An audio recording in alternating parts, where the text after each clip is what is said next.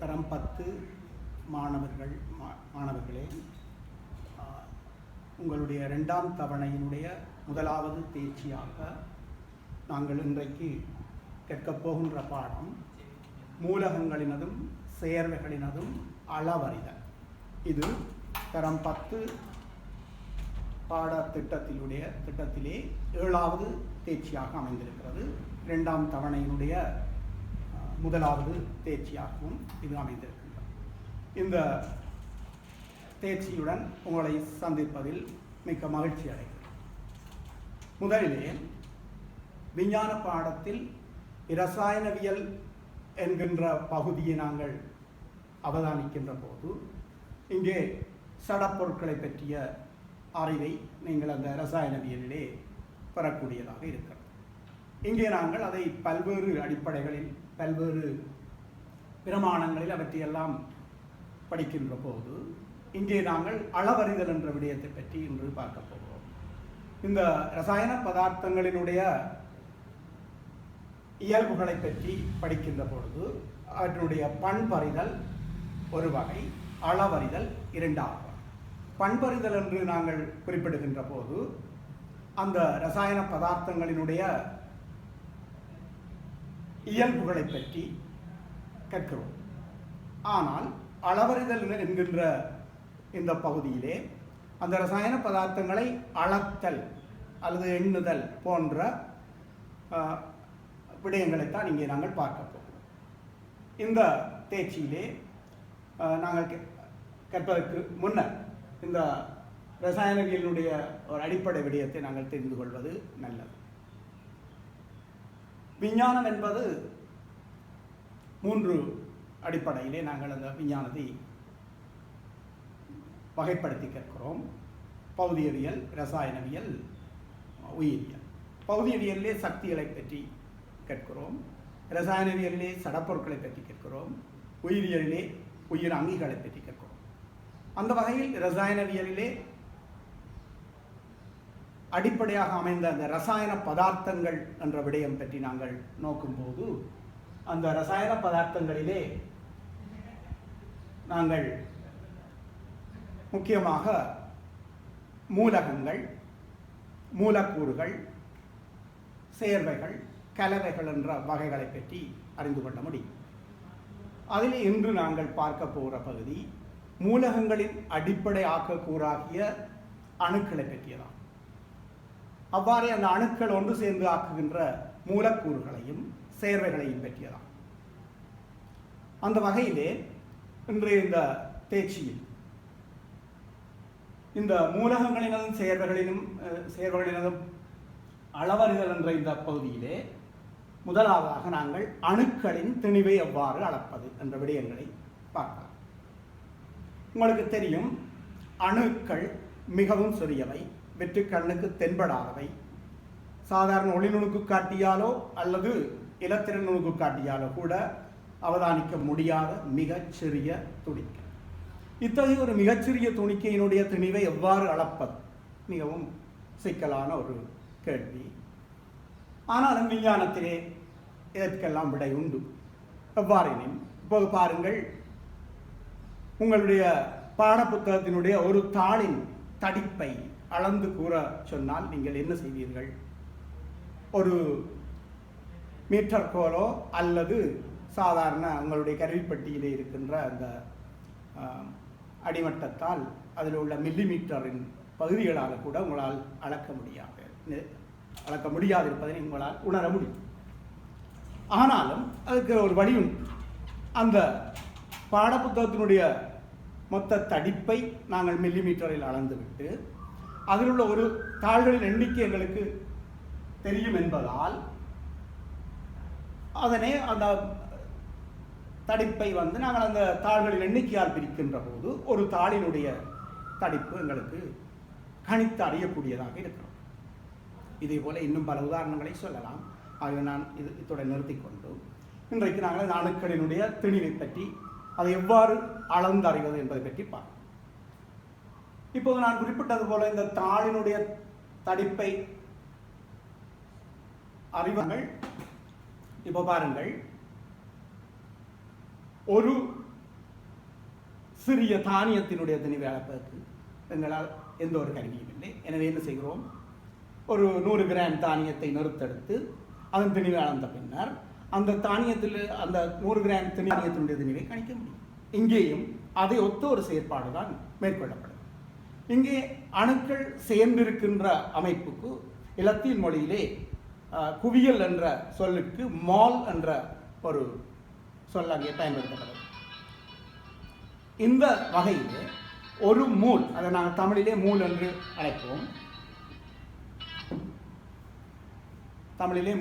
அழைப்போம், அந்த ஒரு மூல் பதார்த்தத்தில் உள்ள அணுக்களினுடைய மன்னிக்கவும் ஒரு மூல் பதார்த்தத்தில் உள்ள துணிக்கைகளினுடைய எண்ணிக்கையை விஞ்ஞானிகள்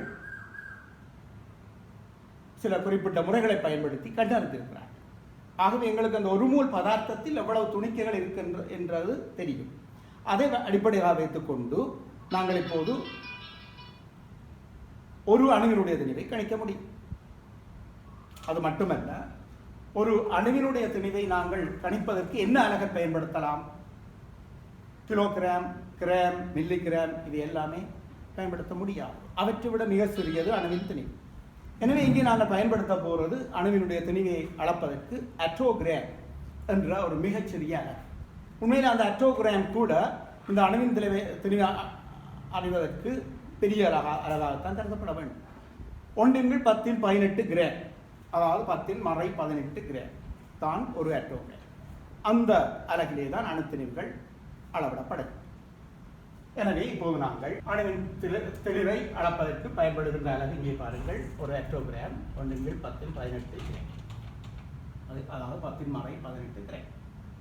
அந்த அலகின் அடிப்படையிலே ஒரு காவல் அணுவினுடைய தெளிவு 1.993 × 10⁻23 கிராம். அதே போல் ஒரு சோடியம் அணுவின் தெளிவு 3.819 × 10⁻23 கிராம். அவ்வாறு ஒரு குளோரின் அணுவின் தெளிவு 5.903 × 10⁻23 கிராம். எனவே இங்கே நாங்கள் இந்த அணுத்திணிவை அளப்பதற்கு முதல் ஆரம்ப காலங்களில் உண்மையிலே நாங்கள் அணுத்திணிவை அளப்பதற்கு முன்னர் சாரணத்திணிவைத்தான் அளக்க கற்றுக்கொண்டோம்.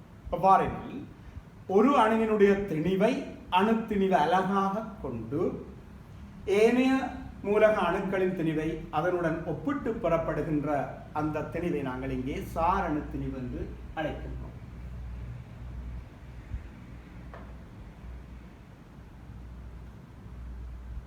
அந்த சாரண திணிவு என்பது உண்மையில் ஒப்பிடப்படுகின்ற காரணத்தால் அந்த சாரண திணிவுக்கு அலகு இல்லை. ஆகவே இங்கே அணுத்திணிவு அலகாக ஆரம்ப காலங்களில் மிகச்சிறிய அணுவாகி ஐதரசன் அணுவின் திணிவு ஆரம்ப காலங்களிலே பயன்படுத்தப்பட்டது. ஆனால் ஒரு அணுவின் திணிவை நாங்கள் ஒப்பிட வேண்டுமாயின் ஏழு அணுக்களுடன் அது இணைந்து சேர்வைகளை தோற்றுவிக்கும் போதுதான் ஒப்பிடுவதற்குரிய வாய்ப்புகள் எங்களுக்கு கிடைக்கும். ஆனால் ஐதரசன் அணு அவ்வாறு எல்லா அணுக்களுடனும் தாக்கம் புரிவதில்லை என்ற அடிப்படையிலே அது கைவிடப்பட்டு இப்போ அதன் பின்னர் ஒட்சன் அணுவினுடைய அணுத்திணிவினுடைய 16 ஒரு பங்கை நியமமாக கருதினார்கள். ஏனென்று சொன்னால் ஐதரசன் அணுவை போல ஒட்சன் அணுவினுடைய திணிவு 16 மடங்கு. எனவே அந்த 16 மடங்குடன் ஒப்பிடுவது என்பது நடைமுறை சாத்தியமற்றது என்பதால் அந்த ஒட்சன் அணுவினுடைய திணிவுடைய 16 ஒரு பங்கை நியம அணுத்திணிவு அளவாக பயன்படுத்தினார். அதுவும் பின்னர் கைவிடப்பட்டு இன்றைக்கு பயன்படுத்தப்படுகின்ற அணுத்திணிவு அலகு யாதெனில் 12(6) கார்பன் சமதானியினுடைய அணுத்திணிவினுடைய 12 ஒரு பங்கு. ஏனென்றால் ஐதரசன் அணுவின் திணிவை போல் இந்த 12(6) கார்பன் சமதானி அணுவின் திணிவு 12 மடங்காகும். எனவே நாங்கள் அந்த அடிப்படை அணுத்திணிவு அலகு மிகவும் சிறியதாக இருக்க வேண்டும். எனவே தான் அந்த 12 ஒரு பங்கு இங்கே பயன்படுத்தப்படுகிறது. இங்கே பாருங்கள், அணு ஒன்றின் அணுத்திணிவு அலகு எவ்வாறு கணிக்கப்படுகிறது என்றால் 12(6) கார்பன் சமதானியின் அணு ஒன்றின் திணிவை 12ஆல் பிரித்து வரும் பெருமானம். இந்த 12(6) கார்பன் சமதானியின் அணு ஒன்றின் திணிவு ஏற்கனவே இங்கே முன்னேறி தரப்பட்டது போல் 1.99 × 10⁻23 கிராம். எனவே அதனை 12ஆல் வகுக்கின்ற போது கிடைக்கின்ற பெருமானம் 1.67 × 10⁻24 கிராம். இதுதான் தற்போது அணுத்திணிவு அலகாக பயன்படுத்தப்படும். இது உண்மையில் அணு பற்றிய சர்வதேச சங்கம் தான் இந்த முடிவுகளை எடுக்கிறது. எனவே இப்போது நாங்கள் ஒரு மூலகத்தினுடைய சாரண திணிவை எவ்வாறு துணியலாம் என்பதை பார்ப்போம். பாருங்கள், ஒரு மூலகம் ஒன்றினுடைய சாரண திணிவை துணிவதற்கு அந்த மூலகத்தினுடைய அணுத்திணிவு தேவை எங்களுக்கு. அதை நாங்கள் 12 கார்பன் சமதானி அணு ஒன்றின் திணிவின் 12 ஒரு பங்கால் பிரித்து வருகின்ற அந்த பரிமாணம் தான் அந்த மூலகத்தினுடைய சாரண திணிவு எனப்படும். ஆங்கிலத்திலே ரிலேட்டிவ் அட்டாமிக் மாஸ் என்று அழைத்தார். இப்போது பார்ப்போம்.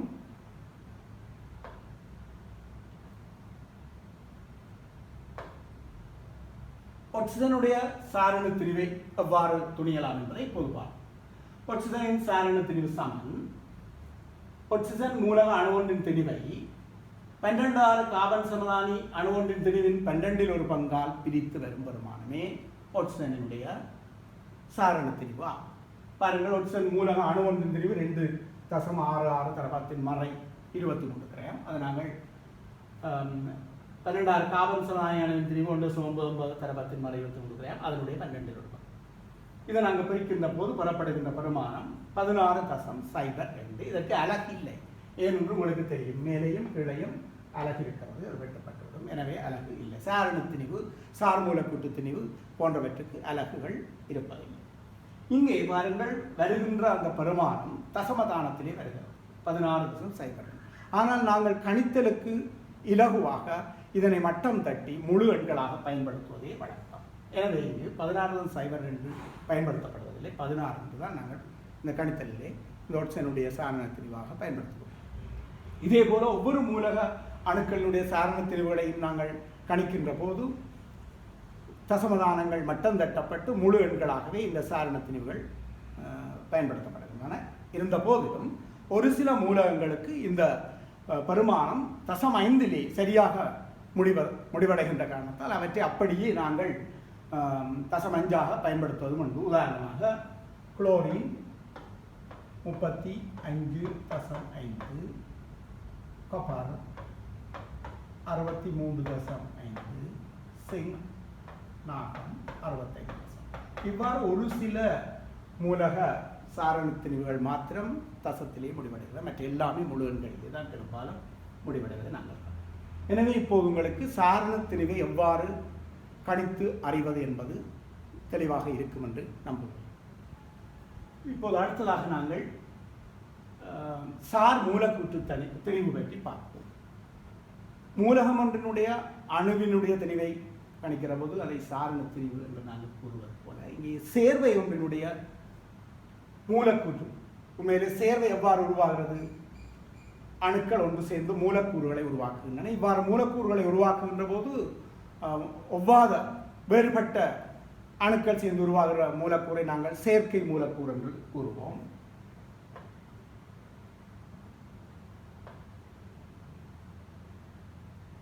அத்தகைய செயற்கை மூலக்கூறுகள் தான் சேர்வையை ஆக்குகின்றன.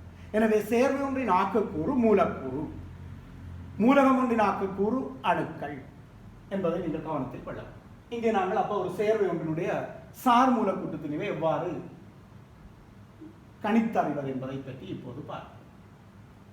அங்கே நாங்கள் சாரண திணிவை கணிப்பதற்கு அந்த மூலகத்தினுடைய அணுத்திணிவை 12 கார்பன் சமதானியின் அணு ஒன்றின் திணிவின் 12 ஒரு பங்குடன் ஒப்பிடுவது போல இங்கே நாங்கள் சார் மூலக்கூட்டு திணிவை கணிப்பதற்கு சேர்வை ஒன்றினுடைய மூலக்கூற்று திணிவை அதே 12 கார்பன் சமதானியின் அணுத்திணிவினுடைய 12 ஒரு பங்குடன் ஒப்பிட போகிறோம்.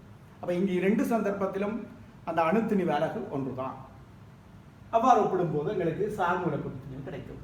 உதாரணமாக பாருங்கள், கார்பனில் ஆக்சைடினுடைய சார் மூலக்கூட்டு திணிவை நாங்கள் கணித்தறிய வேண்டுமெனில் கார்பனில் ஆக்சைடுடைய மூலக்கூறின் திணிவை 12 கார்பன் சமதானி அணுவின் திணிவின் 12 ஒரு பங்குடன் ஒப்பிட வேண்டும் அல்லது பிரிக்க வேண்டும். இங்கே கார்பனில் ஆக்சைடு மூலக்கூறின் திணிவு 7.31 தரப்பத்தின் மறை 24 கிடையாது. அதை நாங்கள் இந்த கார்பன் சமதானியின் அணுத்திணிவாகி 1.99 தரப்பத்தின் மறை 23 12 ஒரு பங்கால பிரிக்கின்ற போது எங்களுக்கு விடை கிடைக்கிறது 44. இதுதான் கார்பனில் ஆக்சைடினுடைய சார் மூலக்கூட்டு. இந்த சார் மூலக்கூட்டு திணிவுக்கு சூத்திர திணிவு என்ற ஒரு பெயரும் வழங்கப்பட்டு வருவதை நீங்கள் அறிந்திருக்க வேண்டும். எனவே இந்த சார் மூலக்கூட்டு திணிவை எவ்வாறு கணித்தறிவது என்பதை நீங்கள் இப்போது பார்க்கிறீர்கள்.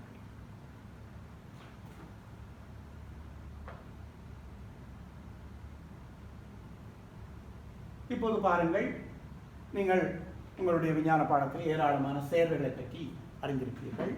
அத்தகைய ஒரு சேர்வையினுடைய சார்மூல கூட்டுத்திணிவை எவ்வாறு அறிவது, அங்கே ஒப்பிட்டு நாங்கள் அளக்கிறதுக்கு பதிலாக இன்னொரு முறையும் இருக்கிறோம். அதாவது இந்த மூலக்கூறுகள், அந்த சேர்வையினுடைய ஆக்கக்கூறாகிய மூலக்கூறுகள் அணுக்களால் தான் ஆக்கப்படுகின்றன. இங்கே பாருங்கள், கல்சியம் கார்பனேட் என்ற சேர்வையினுடைய மூலக்கூறு CaCO3. இங்கே ஒரு கல்சியம் அணுவும் ஒரு கார்பன் அணுவும் 3 ஆக்சிஜன் அணுக்களும் சேர்ந்து அந்த ஒரு மூலக்கூறை ஆக்குகிறது.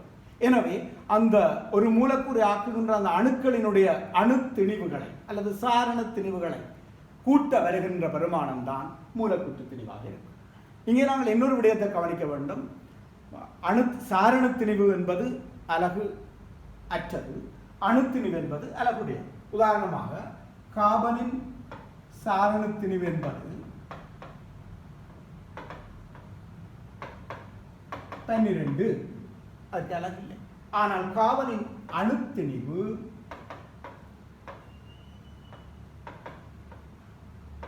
12 கிராம். இந்த அணுத்திணிவை கிராம் அணுத்திணிவு என்று அழைக்கப்படுவதும் உண்டு. எனவே பாருங்கள், கார்பனினுடைய சாரண திணிவு 12, கார்பனினுடைய அணுத்திணிவு 12 கிராம். அதே போலத்தான் கல்சியம் கார்பனேட்டின் சார்மூலக்கூட்டு திணிவு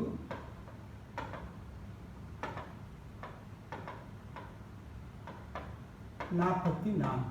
ஏற்கனவே முன்னர் நான் கணித்திருக்கோம். மன்னிக்கவும்.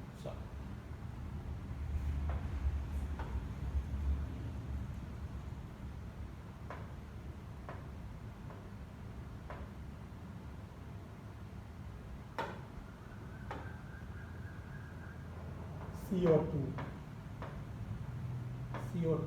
சார்மூலக்கூறு 44 என்பது முன்னர் நாங்கள் இங்கே கணித்திருக்கிறோம். ஆனால் கார்பன் ஆக்சைடினுடைய மூலக்கூற்று திணிவு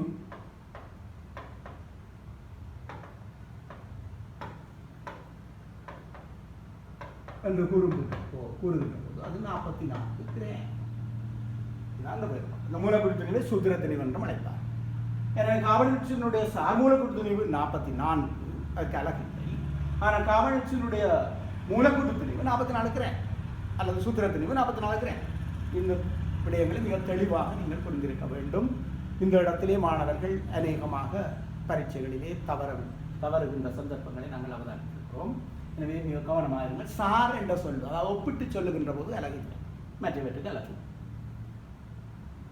எனவே இப்போது நீங்கள் உங்களுடைய பாட புத்தகத்திலே நிறைய சேர்வைகளுடைய சார்மூலக்கூட்டு திணிவுகள், மூலக்கூட்டு திணிவுகள் கணிப்பதற்கான பயிற்சிகள் தரப்பட்டிருக்கிறது. இதே முறையிலே நீங்கள் கணித்து அந்த விடைகளை சரிபார்த்துக் கொள்ளலாம்.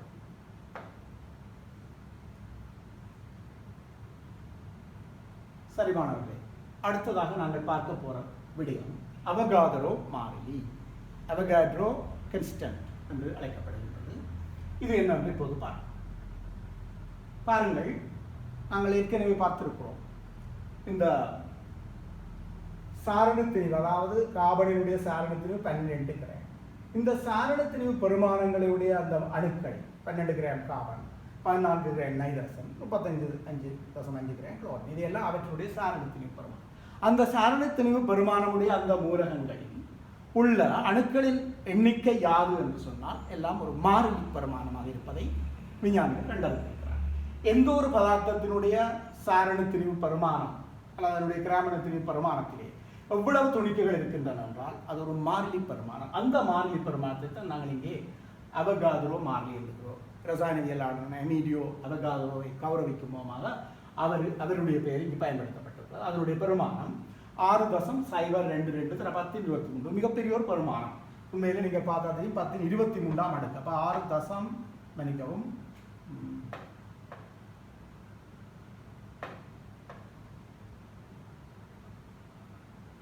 6.022 1023 நாங்கள் முழு எண்ணாய் எழுதுகின்ற போது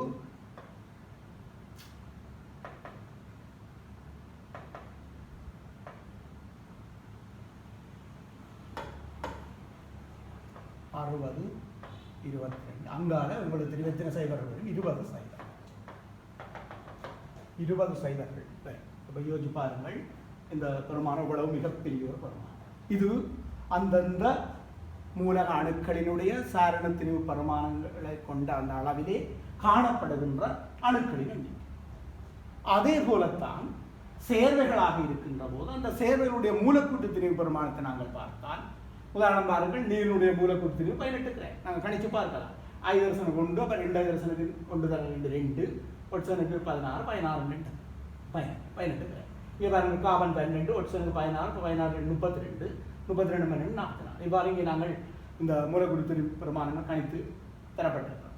ஆகவே 18 கிராம் நீர் என்பது அதனுடைய மூலக்கூட்டு பரிமாணம், 44 gram carbon di oxide, 180 gram glucose. இவை ஒவ்வொன்றிலும் எவ்வளவு மூலக்கூறுகள் இருக்கு. இவையெல்லாம் சேர்வைகள். இப்போ சேர்வையை ஆக்குகின்ற ஆக்கக்கூறு மூலக்கூறு. அங்கே நாங்கள் மூலக்கூறை பற்றி கேட்போம். இது ஒரு பொதுவான விடையை நீங்கள் புரிந்து கொள்ள வேண்டும். பதார்த்தம் துணிக்கை என்ற சொல்லை தான் பார்க்கிறோம். பதார்த்தம் இங்கே மூலகமாக இருந்தால் துணிக்கை அணுவாக இருக்கும். பதார்த்தம் இங்கே சேர்வையாக இருந்தால் துணிக்கை மூலக்கூறாக. இது மூலகம், அதில் இருப்பது அணு. இவையெல்லாம் சேர்வைகள், அதில் இருக்கிற ஆக்கக்கூறு மூலகம். என்னும் அடிப்படை விடயம் ஒன்றுதான். எனவே பார்த்தோம் என்றால் அந்தந்த மூலகங்களுடைய அணுத்திணை பரிமாணங்கள், சேர்வையினுடைய மூலக்கூட்டு திணை பரிமாணங்கள் ஒவ்வொன்றிலும் இருக்கக்கூடிய துணிக்கைகளின் எண்ணிக்கை ஒரு மாறிலி.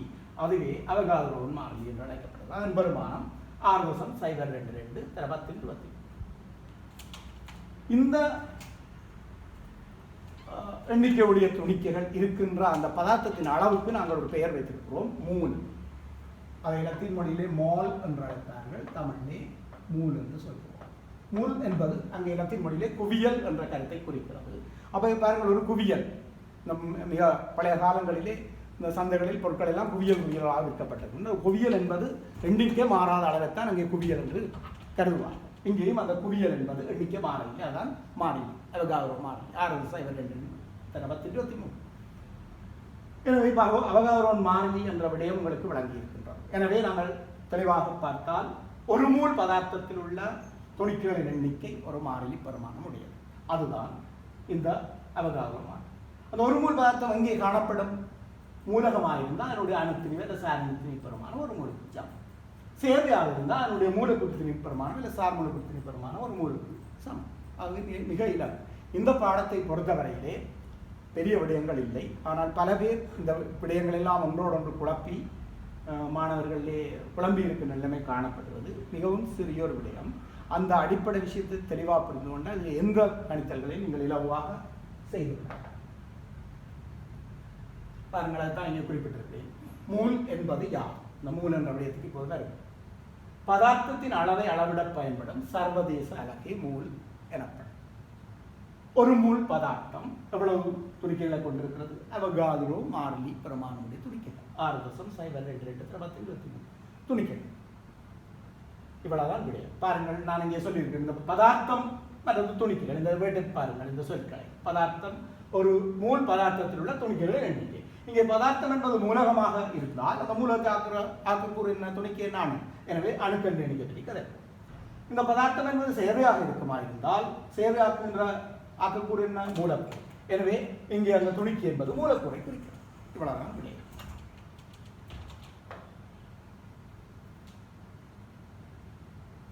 அடுத்து இறுதியாக இந்த தேர்ச்சியுடைய இறுதி பகுதி மூலத்திணிவு, மலமேஸ் என்று அழைப்பார்கள். மூலத்திணிவு என்பது யாதேனும் ஒரு பதார்த்தத்தில் ஒரு மூலின் திணிவு, அப்பதார்த்தத்தின் மூலத்திணிவு. அப்போ ஒரு மூல் பதார்த்தத்தின் திணிவு என்பதை நாங்கள் சுருக்கமாக சொல்லிவிடலாம். எனவே இதனால் அது கிராம் பெர் மூல், அதை நாங்கள் கிராம் மூல் -1 என்று வெளிப்படுவோம். ஒரு மூல் பதார்த்தத்தினுடைய திணிவை தான் நாங்கள் மூலத்திணிவு என்று அழைக்கிறோம்.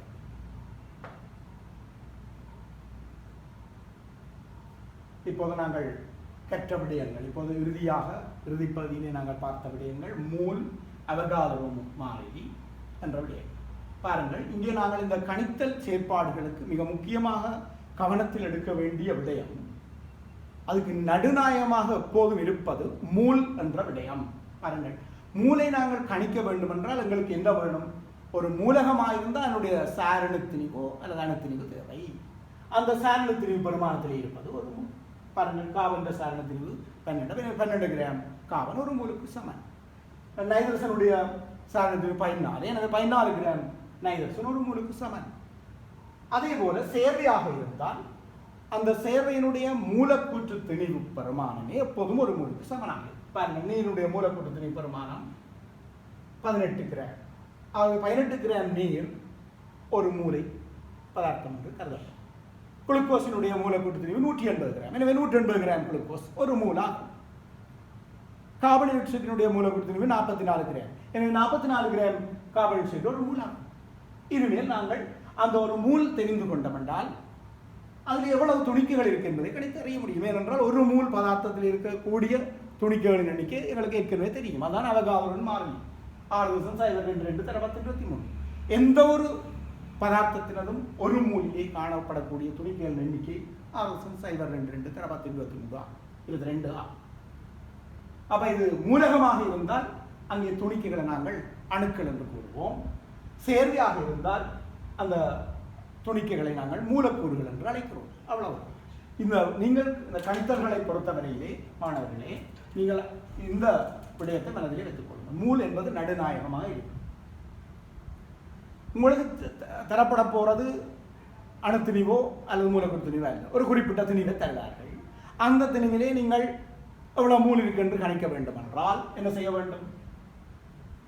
அதனுடைய அணுத்திணிவோ அல்லது மூலக்கூறு திணிவு தெரிய வேண்டும். முதலாவது தெரிந்து கொள்ள வேண்டும். அணுத்திணிவு சாரணத்திணிவு பரிமாணங்கள் பரீட்சைகளிலே மாணவர்களுக்கு தரப்படும். அது நீங்கள் பாடமாக்க வேண்டிய தேவையில்லை. ஆனால் நீங்கள் இந்த பயிற்சிகளை தொடர்ச்சியாக செய்கின்ற போது உங்களை அறியாமலே அவையெல்லாம் உங்களுக்கு ஞாபகத்துக்கு வந்துவிடும். ஆகவே அதை பற்றி நீங்கள் கவலைப்படுத்தவில்லை. உங்களுக்கு அந்த தரவுகள் தரப்படும். ஆகவே மூலக்கூறு திணிவை கணிக்க வேண்டும் என்றால் உங்களுக்கு அந்த தரப்படுகிற தரவுகள், அதாவது அணுத்திணிவு பரிமாணங்களை கொண்டு நீங்கள் கணித்துக் கொள்ளலாம்.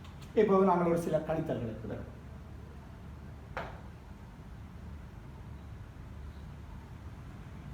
பாருங்கள், இதைத்தான் நான் அந்த கணித்தல்களில் உள்ள நுட்பங்களை தான் இங்கே எழுதியிருக்கிறேன். மூல் என்பது நடுநாயகமாக இருக்கும். பதார்த்தத்தினுடைய திணிவு தரப்பட்டால் நீங்கள் அதில் இருந்து மூளை கணிப்பீர்கள். மூலிலிருந்து துணிக்கையை கணிக்கலாம். அதே மாதிரி துணிக்கையை தந்தால் கூட மூளை கணிச்சு மூலிலிருந்து அது திணிவை கணிக்கலாம். 2 பக்கம் செய்யக்கூடிய ஒரு விஷயம். அப்போ நாங்கள் சில கேள்விகளுக்கு இப்போது வருவோம். 60 கிராம் கார்பனில் உள்ள மூல்கள் எத்தனை? இந்த கேள்விக்கு எவ்வாறு விடையாகும்? 60 கிராம் கார்பனில் உள்ள மூல்கள் எத்தனை? அப்போது இப்போது எங்களுக்கு என்ன தேவை? நாங்கள் என்ன கற்றுக்கிறோம்? மூல் நடுநாயகமாக இருக்கணும். அது தெரிய வேண்டும் என்றால் எங்களுக்கு சாரணத்திணிவு தெரியும். ஆகவே கார்பனுடைய சாரணத்திணிவு அங்கே தருவார்கள் 12 கிராம். மன்னிக்கும், சாரணத்திணிவு 12. எனவே அணுத்திணிவு 12 கிராம். ஆகவே இப்போ எங்களுக்கு தெரியும் 12 கிராம் கார்பனில் இருக்கக்கூடிய மூல்கள் எத்தனை? ஒரு மூல் பார்த்துருக்கிறோம். அணுத்திணிவு அல்ல சாரணத்திணிவு பரிமாணம், மூலக்கூறு திணிவு அல்ல சார்பு திணிவு பரிமாணம் ஒரு மூலுக்கு சமம். ஆகவே 12 கிராம் கார்பன் உள்ள மூல்களின் எண்ணிக்கை 1. அது இப்படியான கணித்தல்களை நீங்கள் வசனம் எழுதி செய்வதுதான் உண்மையாக நீங்கள் விளங்கி செய்வதற்கு சரியான முறை.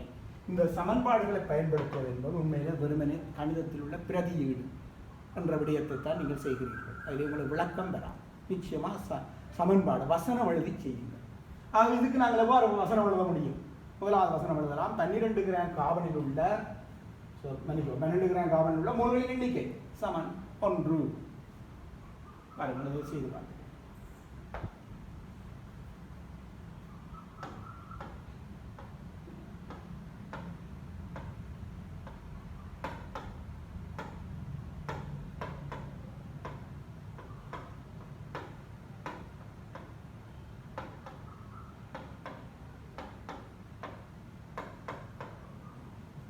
ஆகவே நாங்கள் இப்போ தரப்பட்டது 60 கிராம்.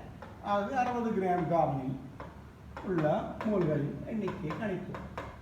12க்கு 1 உங்களுக்கு மிக தெளிவான விடை கிடைப்பது 5. ஆகவே இந்த 12 கிராம் கார்பனில் உள்ள மூல்களின் எண்ணிக்கை 5. இதுதான் இதற்குரிய விடையாகும்.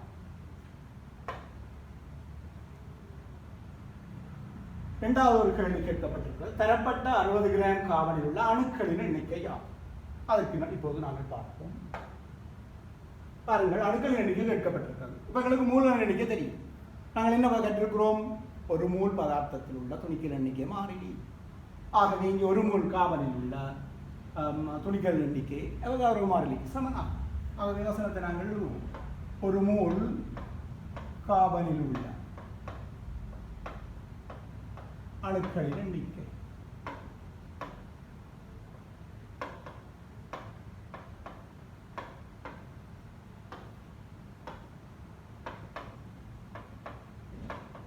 சமன் 6.0223.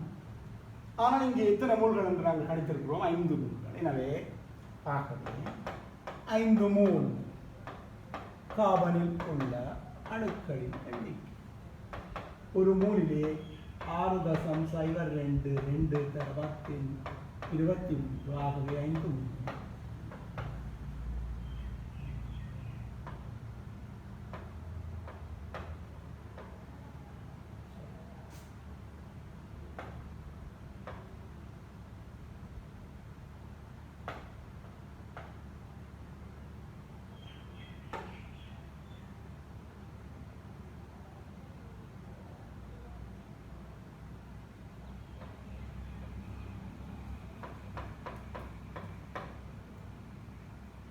இப்போது நீங்கள் பார்க்கலாம்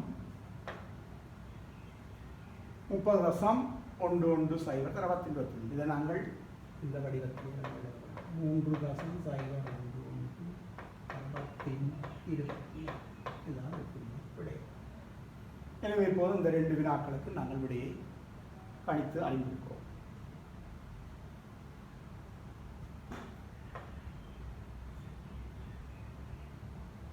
இந்த 2 வினாக்களுக்கும் நாங்கள் இப்போது விடை அறிந்திருக்கிறோம். அடுத்த கேள்விக்கு, அடுத்த வினாவுக்கு நாங்கள் 90 கிராம் குளுக்கோஸில் உள்ள மூல்களின் எண்ணிக்கை யார் என்ற ஒரு வினா கேட்கப்பட்டது. ஆகவே குளுக்கோஸினுடைய மூலக்கூற்று சூத்திரம் எங்களுக்கு தெரிய வேண்டும். உங்கள் எல்லோருக்குமே தெரியும். C6H12O6.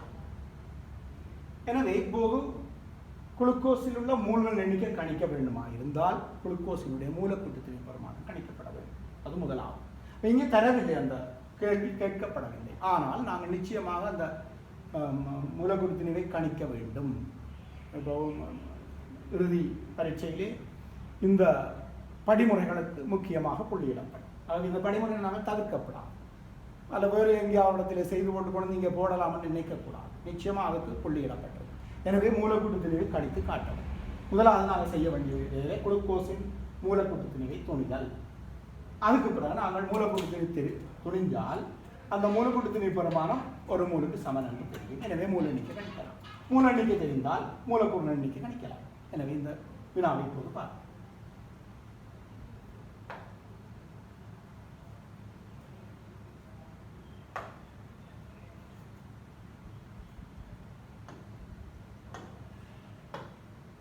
குளுக்கோஸின் மூலக்கூற்று திணிவு சமன்.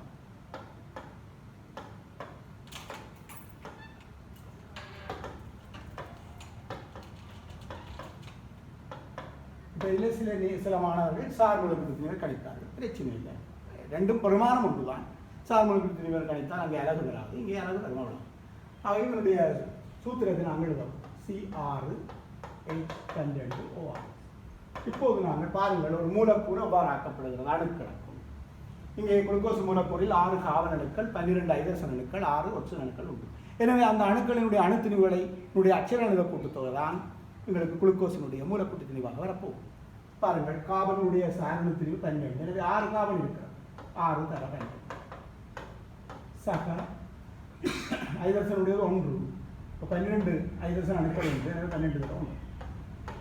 அது அடுத்ததாக ஒட்சனுடைய சாரண திணிவு 16. இங்கே 6 இருக்கிறது. 6 தர 16.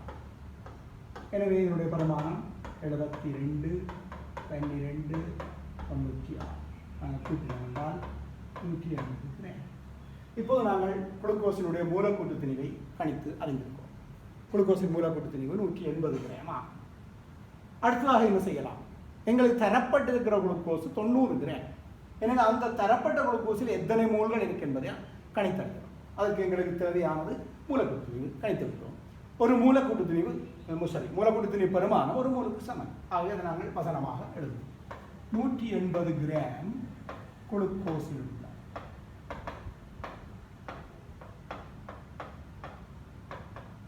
மோல்களின் எண்ணிக்கை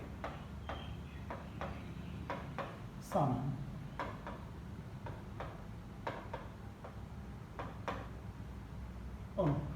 ஆகவே இங்கே தரப்பட்டதுங்களுக்கு 90 கிராம். ஆகவே 90 கிராம் குளுக்கோஸில் உள்ள மோல்களின் எண்ணிக்கை 180க்கு 1 தர 1 விடை வந்து அரை மோல்கள். அரை மோல்கள். ஆகவே தரப்பட்ட குளுக்கோஸிலே இருக்கக்கூடிய மூலங்களின் எண்ணிக்கை அரை ஆகும். இனிமேல் நாங்கள் அடுத்த கேள்வி கேட்கப்பட்டது இந்த தரப்பட்ட குளுக்கோஸில் உள்ள மூலக்கூறுகளின் எண்ணிக்கை. இலகுவான விடை. ஒரு மூல் பதார்த்தத்தில் உள்ள மூலக்கூறு எண்ணிக்கை எங்களுக்கு தெரியும் அவகாட்ரோவின் எண்ணிக்கை சமம். அதாவது ஒரு மூல் குளுக்கோஸில் உள்ள மூலக்கூறு எண்ணிக்கை 6.02 எனவே அரை மூலில் உள்ளதை கணித்தறிய முடியும்.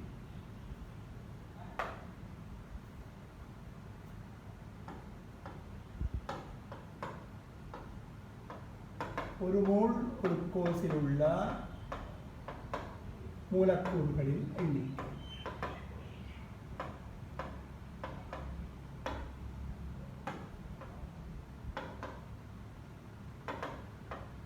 சமம் 6.02 தரவத்தின் 23. ஆனால் இங்கே தரப்பட்ட குளுக்கோஸ் மூல்கள் அரை.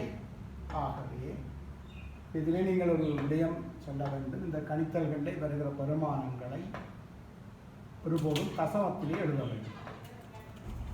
ஏனென்று சொன்னால் கணிப்பதற்கு இலவானது பின்னத்திலே எழுதும். ஆகவே அரை மோல் குளுக்கோஸில் உள்ள மூலக்கூறுகள் எண்ணிக்கை ஒரு மூலில் உள்ளது 6.02 தரவத்தின் 23. ஆகவே அரை. இப்போ இதில் நாங்கள் வெட்டக்கூடியதாக இருக்கும். வெட்டினோம் என்றால் 3.0 விடை வந்து 3.09 தரவத்தின் 23 மூலக்கூறு. எனவே இப்போது கேட்கப்பட்ட மூன்று வினாக்கள் நாங்கள் விடையளித்திருக்கிறோம். இறுதியாக ஒரு வினா கேட்கப்பட்டிருக்கிறது. ஒரு மூலக்கூறு குளுக்கோஸில் உள்ள அணுக்களின் எண்ணிக்கையா. இந்த இடத்திலே மிக கவனமாக இருக்கும். நாங்களே பாருங்கள், ஒரு மூல் பதார்த்தத்திலே 6.02 தரவத்தின் 23 மூலக்கூறுகள் இருக்கிறார். ஆனால் இங்கே கேட்டது ஒரு மூலக்கூறு. ஒரு மூலக்கூறு என்றால் நாங்கள் இதுதான் CrH12OR. இதுதான் ஒரு மூலக்கூறு. இதில் உள்ள அணுக்களின் எண்ணிக்கை நாங்கள் கணிக்க வேண்டுமா என்றால் அதில் உள்ள அணுக்களை எண்ண வேண்டியது. கார்பன் 6 அணுக்கள் இருக்கிறது. Hydrogen 12, oxygen 6. ஆகவே விடை 24 என்றால் இது விடை 24. எனவே மாணவ செல்வங்களே, இந்த தேர்ச்சியிலே நாங்கள் அணு திணிவு எவ்வாறு அளப்பது, அணுத்திணிவு அலகு என்றால் என்ன, சாரணு திணிவு, சார் மூலக்கூட்டு திணிவு, மோல், அவகாட்ரோ மாறிலி, மூலம் திணிவு, இவ்வளவு விடயங்களும் கற்றிருப்போம். உண்மையிலே பாடப்புத்தகத்தை பொறுத்தளவிலே இந்த தேவையான அளவு பயிற்சிகள் அங்கே தரப்பட்டிருக்கிறது. இப்படிய விளக்கங்களை நீங்கள் தந்திருக்கிறோம். இவற்றை கொண்டு நீங்கள் இந்த பயிற்சிகளை முழுமையாக செய்யுங்கள். இதில் ஏதாவது சந்தேகம் இருந்தால் நாங்கள் அந்த சந்தேகங்களை தீர்க்கிறதுக்கு தயாராக இருக்கிறோம் என்று கூறிக்கொண்டு இந்த 7வது தேர்ச்சியிலே என்னோடு இணைந்திருந்த மாணவ செல்வங்கள் அனைவருக்கும் நன்றியை தெரிவித்து விடைபெறுகிறேன். நன்றி.